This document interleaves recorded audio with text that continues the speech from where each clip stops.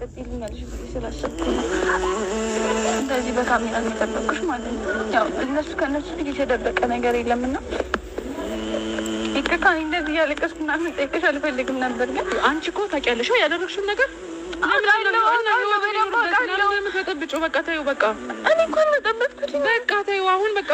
በቃ እኔ ስላልኩት ሊወስን አይችልም አልኩሽ። ምንድነው የምትረብሽው? ያብ ስራ እየነገርኩሽ ነው። እኔ አይሰማኝም። በቃ አስቦ ይሰማሻል፣ አውቃለሁ ይሰማሻል። ለሌላ ሰው እኮ አይደለም ይሄን እያልሻለሽ፣ ለእኔ ነው። አውቃለሁ እንደሚሰማሽ ፋኒ፣ አውቃለሁ። ለዛ እኮ ነው ያስቸገርኩሽ። ፋኒ ለምንድን ነው እንደዚህ የምትናገሪ? ይሄን በእኔ ቦታ ሆነሽ ለመረዳት ለምንድን ነው የማትሞክሪው? ንገሪኝ።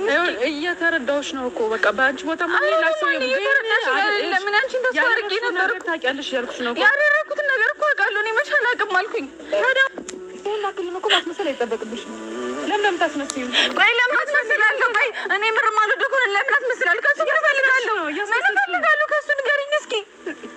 እሱን አንቺ ነገር የምፈልገውን ነገር በቃ እሱ ነው ፍቅሩ ነው። እሱ ነው የምፈልገው። ማርያም ኧረ ልጅቷ እንደዚህ ወግ ሲከበር የሰው ስትሆን ጓደኛሽን ውደጃት ግን አትመኛት የኔ ቆንጆ። ስንት ሴቶች በጓደኞቻቸው ጉድ እንደተሰሩ ታውቃላችሁ? አትመኑ ማንንም። በተለይ አንቺ ቤት ይዘሽ የምትሄጂ የምታሳድሪያት ከባልሽን ትተሽ ለሷ አምነሽ የምትሄጂ ሴት ካለሽ ቢኬርፉል። ሩል ነምበር 1 ማንንም አትመኑ። ባሎቻችሁ ጋር ሴትታችሁ የምትሄዱ ሴቶች፣ ትተሻት ሌላ ሀገር የምትሄጂ ሴት፣ ክፍለ ሀገር ከሀገር ውጪ በጣም ተጠንቀቁ። ብዙ የሴት ቀማኞች አሉ። ከይቅርታ ጋር ሁሉንም እያልኩ አይደለም፣ ግን do not trust everybody።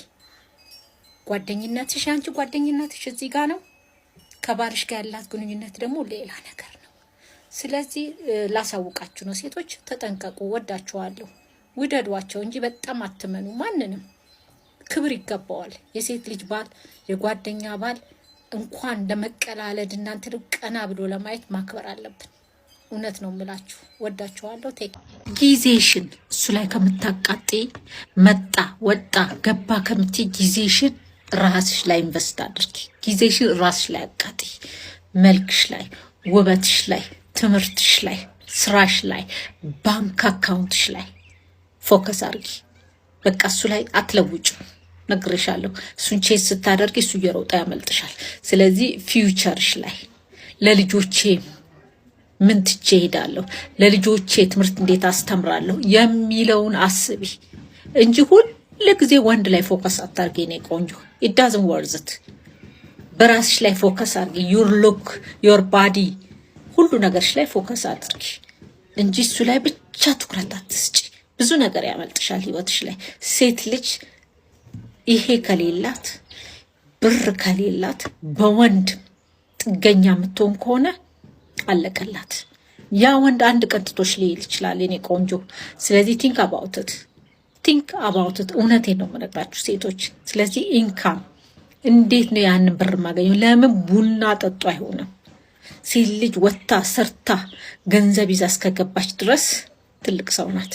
ይሄን መኑ ባይዘዊ ያለፍንበትን ፔን በኮንፊደንስ መናገር የቻልነው ስለዳን ነው። ጎግሊት ሪዲት ዋቴቨር ዩ ዋንት። ፔን ውስጥ እና ትራማ ውስጥ ያለ ሰው ስለ ፔኑ ሲያስብ የሚሰማው ልብ የሚያምህ ህመም ነበር። አንድ ወቅት የታመምናቸው ህመሞች ማለት ነው። ዛሬ እንደዚህ ፈገግ ብለን የመጣንበትን መንገድ ስንናገር እግዚአብሔር ይመስገን ድነን ነው። እየታመሙ ያሉ ሰዎች ስላሉ ግን እኛ ድነናል እናንተም ትድናላችሁ እያልን ነው። ላሳመሙን ሰዎች ደግሞ እንዳሰባችሁ ታመን አልቀረን ድነናል እያልን ነው። እንዳልኩት ነው ያልዳነ ሰው አያወራም፣ አንገቱንም ቀና ማድረግ አይችልም። ታመን ስለምናቅ ከምታብራሩት የተሻለ የኖሩን እናውቀዋለን። ወረቀት ላይ ላጲስ ደጋግማ ስትጠቀም ወረቀቱ ይቀደዳል። ልክ እንደዚሁ ልብንም የሚሰነጣጥቁት በተመሳሳይ ነገር በተደጋጋሚ ይቅር ማለት ነው። መቀየር ከማትችለው ሰው ጋር አትታገል፣ ካልሆነ ጨው ውሃ ሊቀዳ ሄዶ እዛው ቀልጦ ቀረ የሚለው አባባል አንተ ጋውን ይሆናል። ፍቅር ግን ምንድነው? ወደድኩ እንዲያው በደፈናው ተግባር የቀጣውን ቃላት ላይ ያቀናው እንደው በአፍ ብቻ መሸነጋገሉ እንደዛ ሆነ እንዴ? ፍቅርና ውሉ አይመስለኝም። ፍቅርና ክብር ሁለት አይነት ናቸው። አንድ በቃል ብለን የማናጠፋቸው።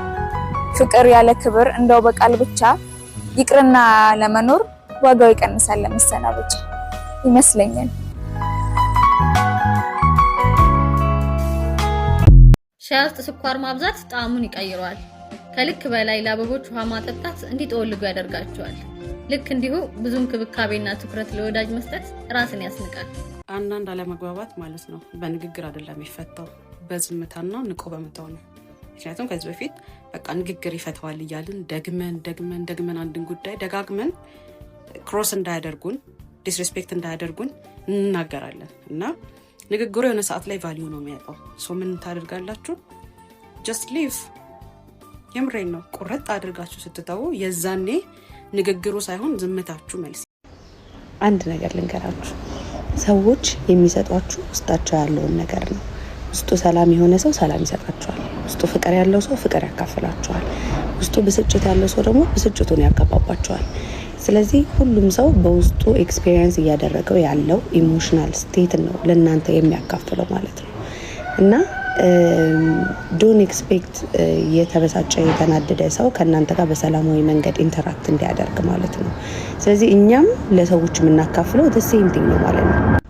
ደስ ያለን ቀንና ሰላም የሆነን ቀን በየሄድንበት ሰዎችን ስናስደስት ሰላም ስናበዛ ነው የምንውለው። ሶ ኢሞሽናል ስቴታችሁን በደንብ አድርጋችሁ ጠብቁ። ኤንድ ዛሬ እኔ ውስጤ በጣም ፍቅር ስለሞላ ለእናንተ ፍቅር ላካፍላችሁ ነው የመጣሁት። ሶ I hope everyone that sees this video feels the love that I'm sharing. I love you guys so much. Have a beautiful day.